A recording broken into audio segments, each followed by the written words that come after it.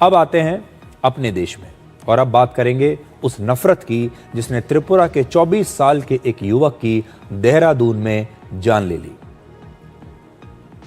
उत्तर पूर्व भारत हमारे देश का अभिन्न हिस्सा है, लेकिन हमारे देश के ही कुछ लोग भारतीयता की इस भावना पर चोट करते हैं।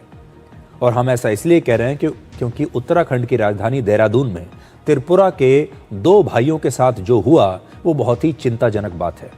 त्रिपुरा के रहने वाले 24 वर्ष के एक छात्र एंजल चाकमा और 21 वर्ष के उसके छोटे भाई माइकल चाकमा के साथ कुछ लोगों ने देहरादून में मारपीट की।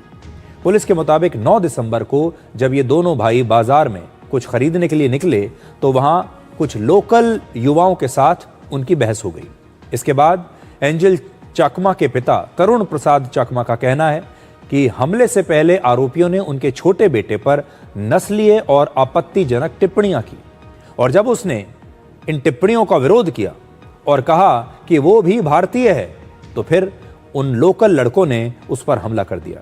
इस दौरान आरोपियों ने दोनों भाइयों को चाकू से दोनों भाइयों पर जानलेवा हमला किया।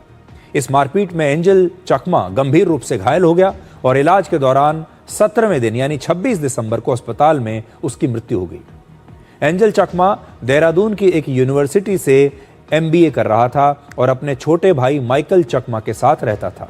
एंजल के पिता ने अस्पताल पर अपने बेटे के इलाज के दौरान लापरवाही बरतने का भी आरोप लगाया है और इन दोनों भाइयों के जो पिता हैं तरुण प्रसाद चाकमा वो BSF में हेड कांस्टेबल हैं।